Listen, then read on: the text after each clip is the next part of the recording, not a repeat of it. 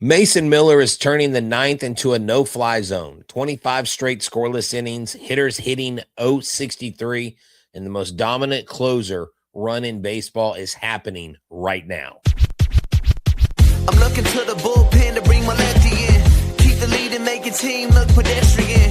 It's in your wheelhouse, we'll swing for the fence. You know it's money around here, man, I ain't talking expense. Strike one, heater low in the way, you can't hit it. You know you wanna start a rally, but you better forget it. Strike two, off speed, same spot, your car looking. Get ready at the plate, this time you're not cooking. Strike three, swinging out of the zone. You ain't even touch it first. Tell me how they gonna drive you home. Walk it back, looking like we ain't cool then. The game's over, might as well put them back to the bullpen, oh yeah.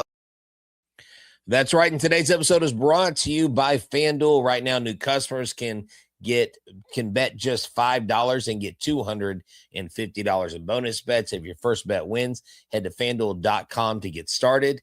Thank you all for tuning in. This is Back to the Bullpen. That's brought to you by the Locked On Network. And my partner in crime is Mike Stanton. We have both been on the mic and behind the camera for at least 2 decades. Mike brings his 19 years of Major League experience into the house.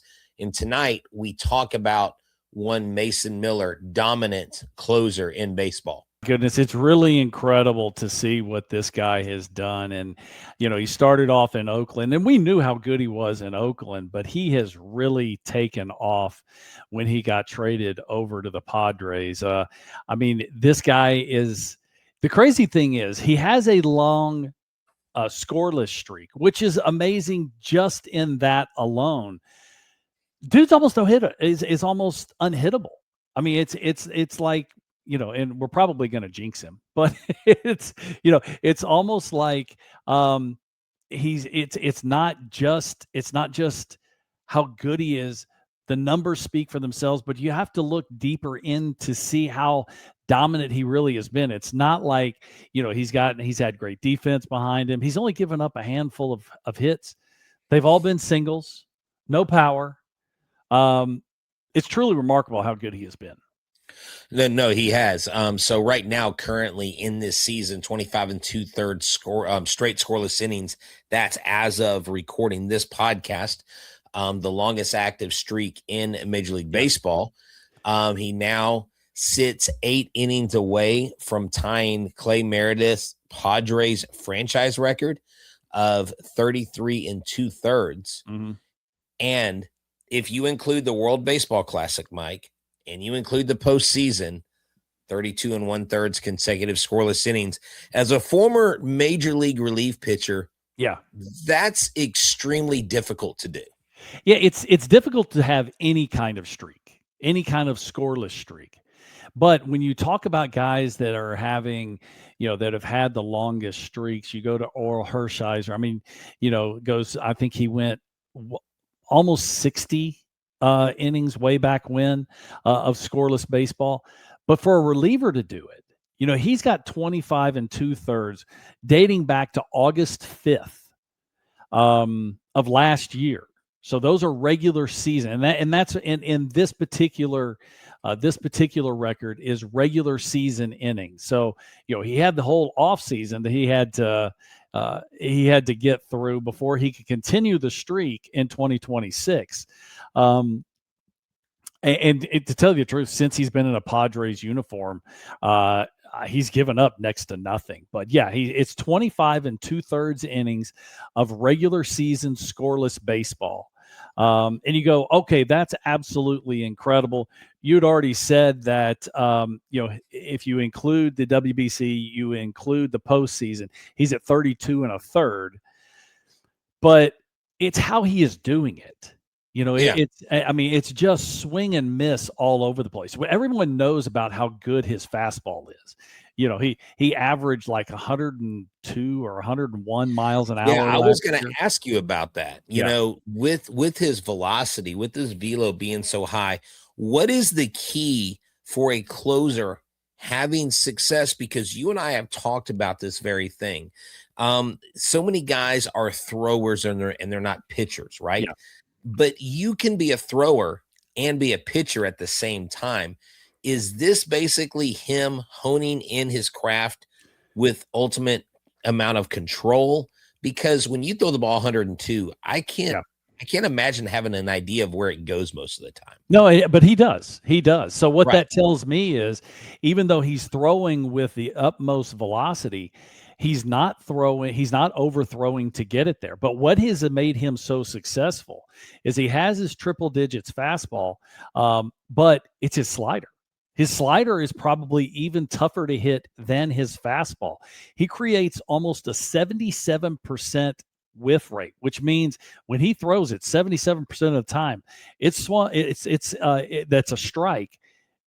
It's not even touched. It's not even fouled off. That's a whiff rate, just absolutely amazing. And he struck out 33 of 44 plate appearances with his slider. So you have a high octane fastball. Okay. And which means you got to start early. You have to commit to it. But then he's got the now he throws the slider pretty hard too. He throws it, 90, right around 90, I believe, 90, 92 miles an hour. Which, heck, that's some guy's fastball. But now you have that combination of the two, and there's where the devastation comes in, because you always have to commit to the fastball, but that just makes you that much more susceptible to the slider.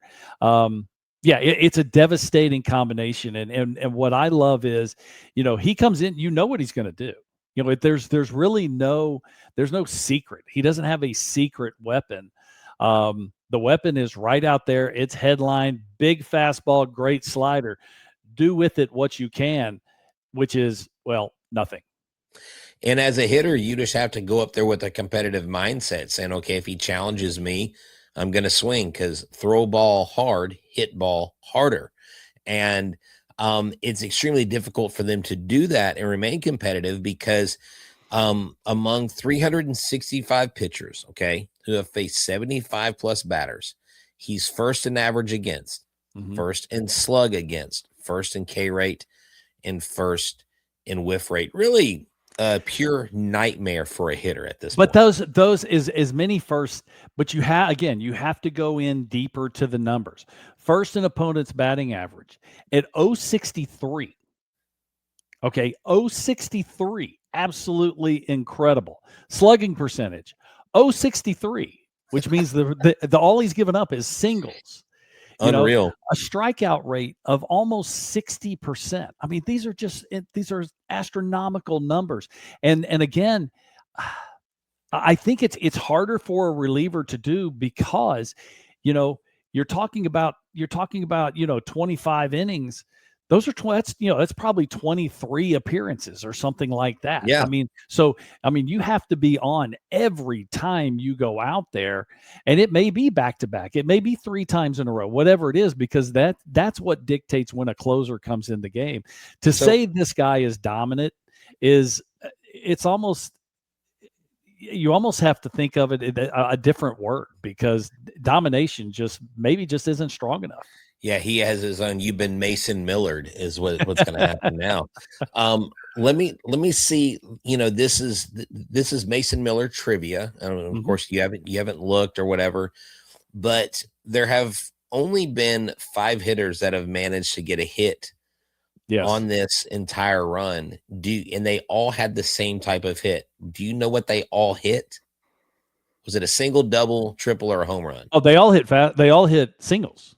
There you go. Because they all hit singles. When you have a slugging percentage the same as your batting average, that means all you're doing is singles. There you go. I mean, and the only guys are Masataka. How many Yoshida. hits has he given up this season? Do you know? Season, I would have to look at his stat line real quick. Look at me. Well, he's only given up 5, right? No, he's only given up 5 in the streak. He's only given up 1 hit this year. Luis Arise on April 1st. That's right. Yeah. So Luis Arise, Warming Bernabel, who I don't know who that is, Josh Naylor, Hiluit Ramos, and then Masataka Yoshida. Those are the only 5. That's it. But I mean, yes, and of these 5, the only ones to get a hit are the Luis Arise off that. So this is quite astounding stuff. I know every team wishes they had a Mason Miller. I mean, there are closers out there that are very good, but and I'm going to wrap it up on this, and then we're going to jump to the next segment.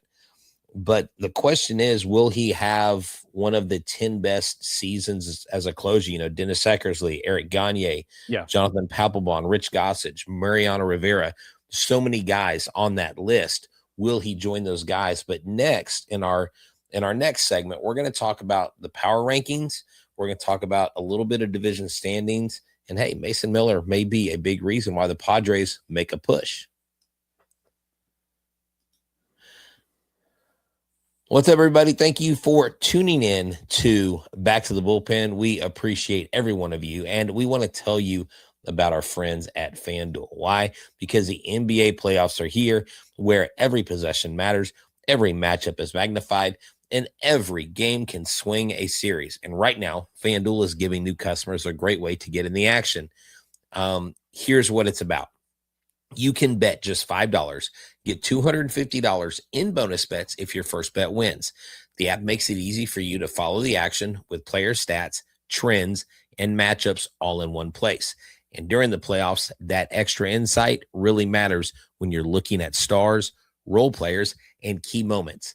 It just makes the entire playoff experience more engaging from start to finish. So make sure that you check out FanDuel. What are the odds of your team going all the way? Are you a Nuggets fan? Are you a Rockets fan? Heck, do you think that the Oklahoma City Thunder are going to go back and do it again? If you do, it doesn't matter who you root for. Just head to FanDuel.com today to get started. FanDuel, play your game. So, Mike, let's talk about power rankings. We just got through talking about a power pitcher, and to kind of put a bow on that, do you think Mason Miller can or will have one of the 10 best closer seasons in Major League history when it's all said and done in 26? Well, there's so much time to figure out, and to go by for him to do that. The thing is, what you like about what Mason Miller has is he doesn't rely on one pitch. Okay. There's only one pitcher that I know of ever that has relied, other than, somebody, Hoyt Wilhelm, who's, worried, knuckleball, one of the Necros or something like that, a trick pitch. It's Mariano Rivera. He had the cut. Everyone called it a cut fastball. The problem was it wasn't a cut fastball. That was his regular fastball. I mean, in order for the fastball to do something else, right? He had to manipulate the other way because I played catch with him. When you played catch with him, the ball cut. I mean, it was just a natural. I always said when he had his Tommy John, they kind of took the ligament and they spun it a couple times too many. And, he just naturally turned his hand when he threw the ball. A lot of times when little kids learn how to throw a breaking ball, they actually say, well, just throw a football. Well, that's kind of what Mo did, but it was natural. I threw a cut fastball also. It wasn't anywhere near what he threw, but it was, right. But I had to try to cut the ball. Mo didn't have to do that.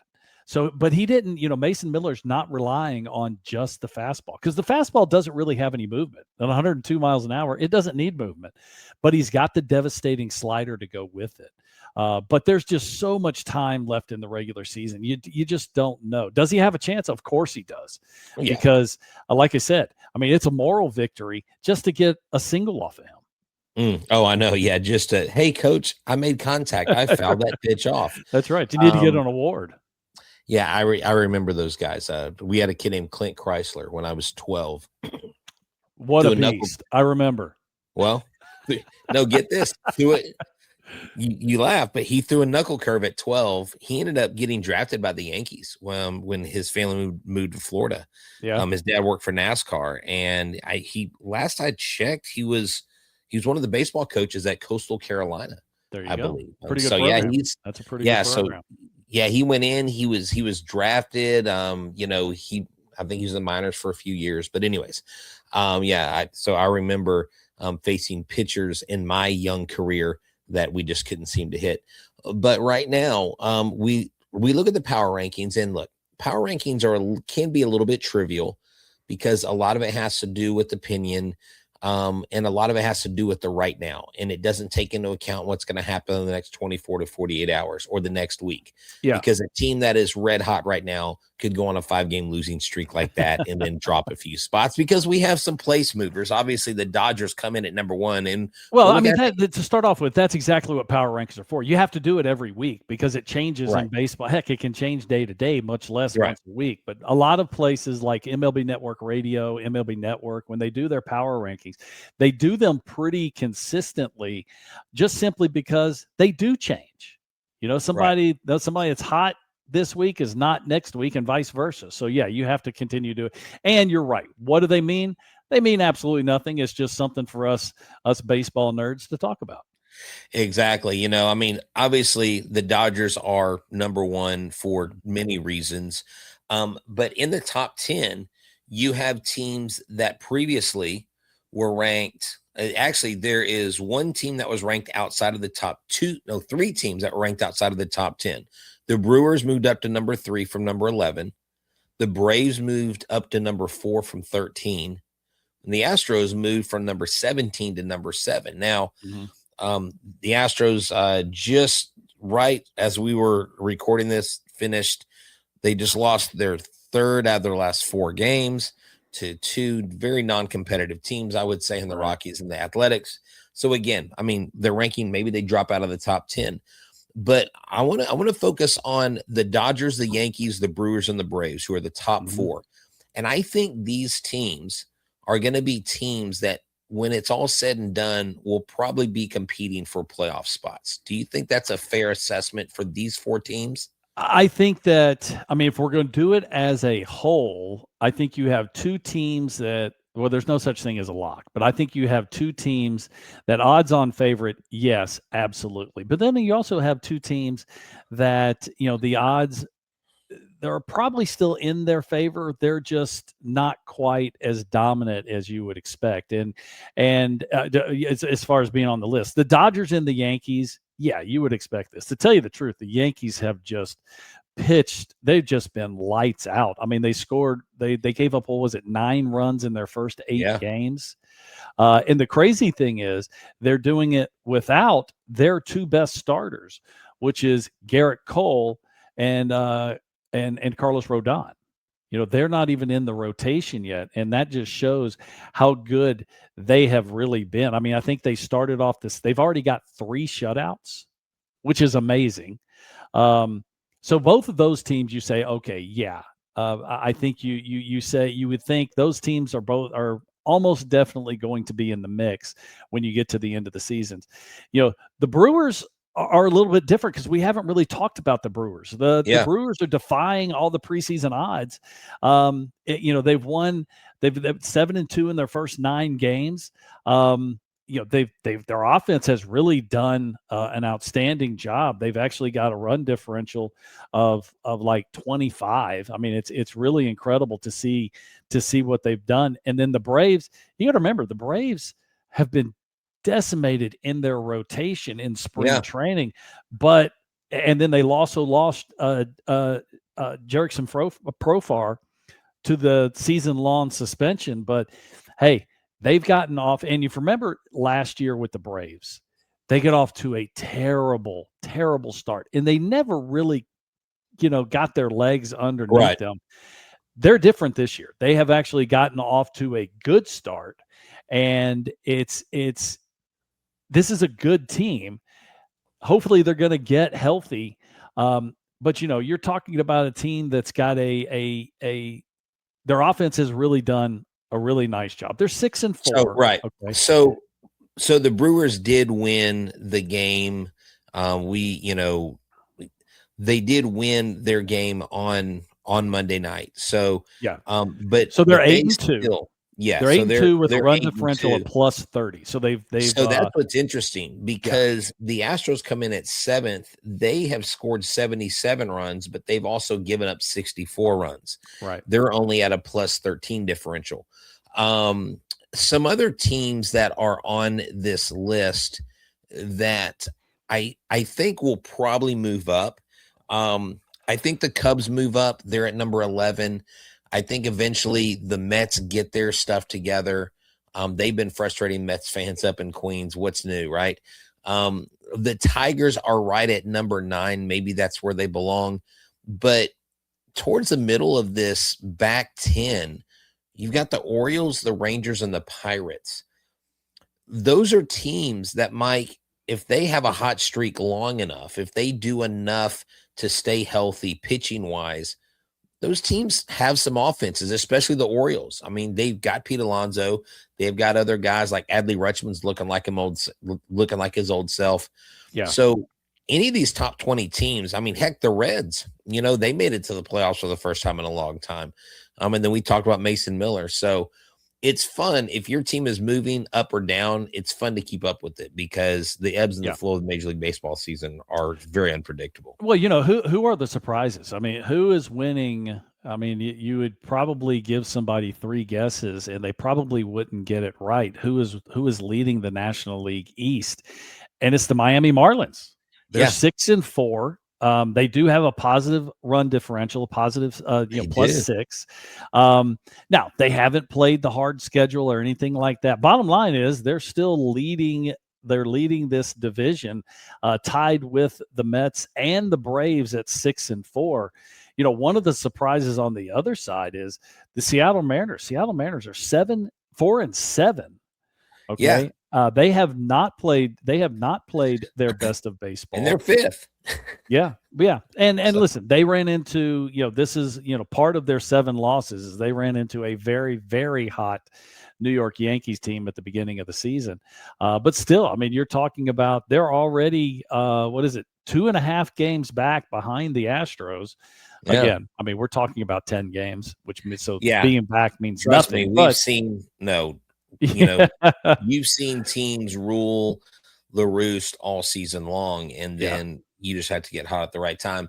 But on the other side of this, I do want to just go over who is leading the division in each of the divisions. Mm-hmm. And then if we see them maybe at the halfway point still in that position. And then I want to hit on the American League and National League Players of the Week. We'll do that in our final segment.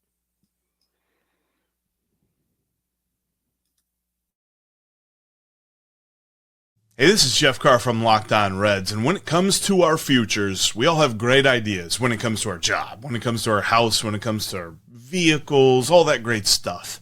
But honestly, when it comes to securing that future, I don't know what I don't know. And when me and my wife sat down to figure out the life insurance thing, Ethos made everything simple. Everything's online, you have a quick and easy application process, and you find out exactly what you need for coverage all in one spot. Ethos makes everything so convenient when it comes to learning about your own life insurance, because insurance is something that is far beyond batting average or on-base percentage. It's way out in left field for me. Ethos made it all easy. Take just 10 minutes and get covered today with life insurance through Ethos. Get your free quote at ethos.com/lockedonmlb. That's ethos.com/lockedonmlb. Application times may vary and rates may vary. Yeah, welcome back to the Bullpen shows, brought to you by the Locked On Network. This week's player of the week for the American League was Yordan Alvarez, and for the National League was Angel Pagas for the Dodgers. These two guys have just been hitting the absolute cover off the ball. Yordan Alvarez is really having an MVP type season. On the early season, we know that last year he missed like 114 games. Well, even when he was there, he wasn't right. He had the hand injury.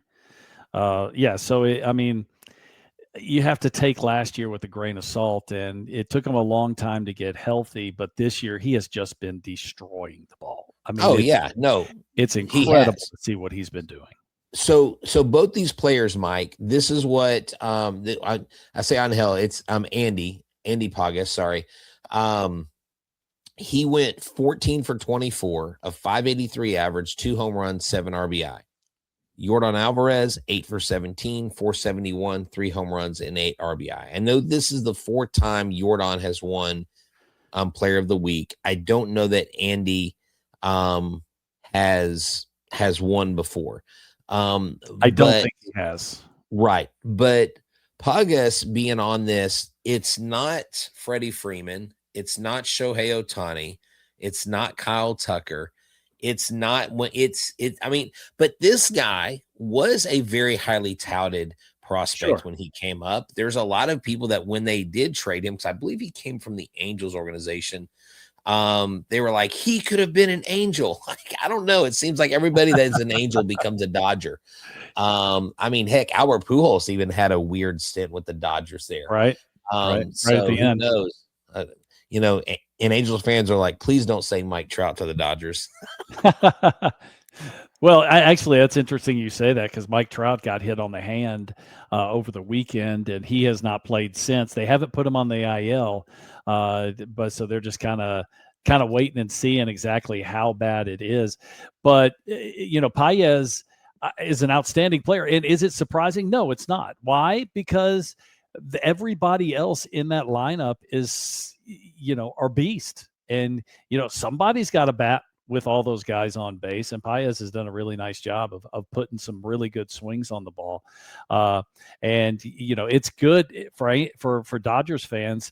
It's good to see, because you also have to remember they just put Mookie Betts on the IL, your starting shortstop. So that's and we really don't have a time frame for him either. So we'll have to wait and see on him how long he's going to be on the IL. But the Dodgers, there's a reason why they're number 1 in the power rankings. And it's and the biggest reason why is because of their depth. They've got great players, but they got a bunch of them. And Paez has gotten off to a really nice start here in 2026. Yeah, and with a 4-game winning streak, that is really, that's really solid. There are a lot of teams. The Mets have kind of turned things around. Sure. So looking at the division winners, or not division leaders, I should say. Sorry, I'm getting way ahead of myself. Good Lord, it's a marathon, not a sprint, Chancey. The Yankees, obviously, we talked earlier. They've kind of separated themselves early. I think that AL East race shores itself up quite a bit. I really think. Toronto hasn't hit their stride yet. They're 4-6, but so what? But Toronto's also lost 5 in a row, so that hurts. And even Boston was one of the Boston's teams, 2-8 right now. They're playing some of the worst baseball right now. Yeah, and it's both home and road. They've only won 2 games. They won 1 road game and 1 home game, and both of those teams are going to be factors. But what have we always said? You can't win it in April, but you can lose it in April. So you want to make sure you kind of stay right around the 500 mark, just so that when you do get everything right, you don't have Mount Everest in front of you. And Boston, they're 6 games under 500 already. I mean, that's already a pretty big number. Well, when you look at the AL Central, they are all about being either right at 500 or right below. I think that the Guardians, the Royals, and the Tigers, to me, are the ones to watch. In that division. The Guardians obviously lead with 6-5. Now, the Astros, they just lost their 2nd game in a row on Monday evening, but they still hold a half-game lead over the Rangers and the Angels. And so, the unfortunate thing is who they lost to. Yeah. They lost to one of the worst teams in Major League Baseball and have been for several years, and that's Colorado Rockies. Yeah. And they also had a lead.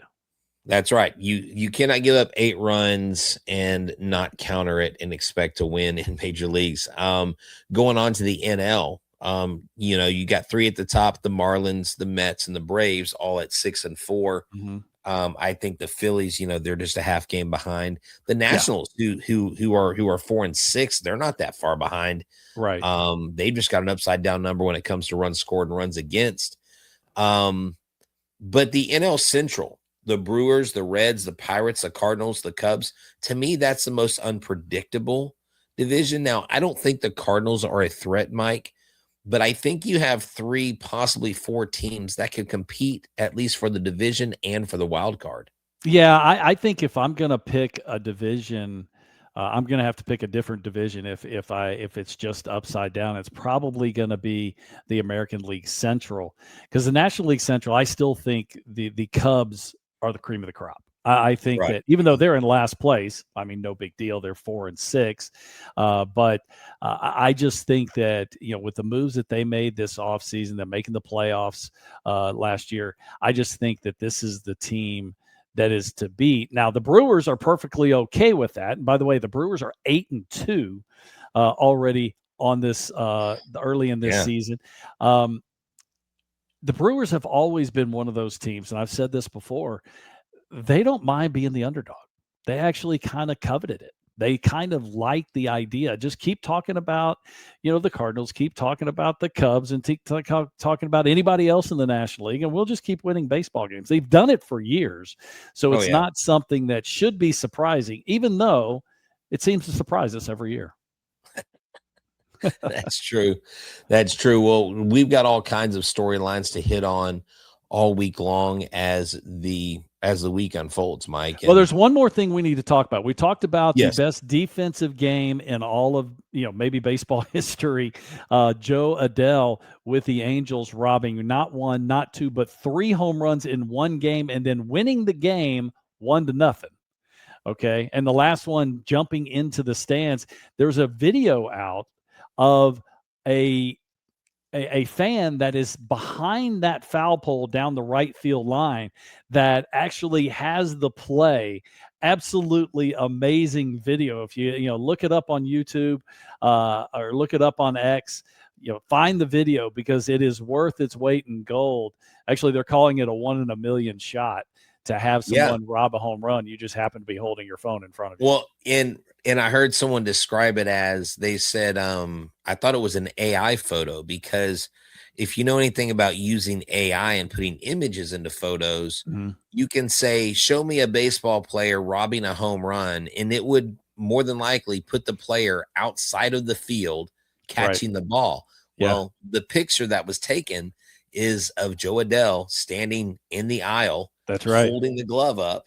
And it's almost a surreal moment, and pretty cool. You know, he even gave credit to Torrey Hunter mentoring him. He just talked about how he feels like he's come a long way, and you and I he has, because he was horrible. Oh my God. To say he was a bad outfielder is an understatement. I mean, he had a defensive run saved number of -4. I don't know how you play enough to get a number of -4, especially when you came up as a bona fide prospect. You know, he was supposed to hit. He had 37 home runs last year, but I'll tell you what, that was definitely a career highlight. 3 home runs robbed, and then your team wins 1-0. That's a good day. Definitely a good day. Look, there are definitely more storylines to talk about in the coming week. Talk about Scherzer getting removed. We can talk about Jose Ramirez doing big things there in Cleveland. Jacob DeGrom. Jacob DeGrom hit the mound. So there's some other things we're going to hit on this week. So y'all make sure y'all stay tuned in to Back to the Bullpen. We'll be here every Monday through Friday at noon. For myself, for Mike, and everybody here at Back to the Bullpen, thank y'all for tuning in. You make sure you check us out, subscribe, and play ball. Adios.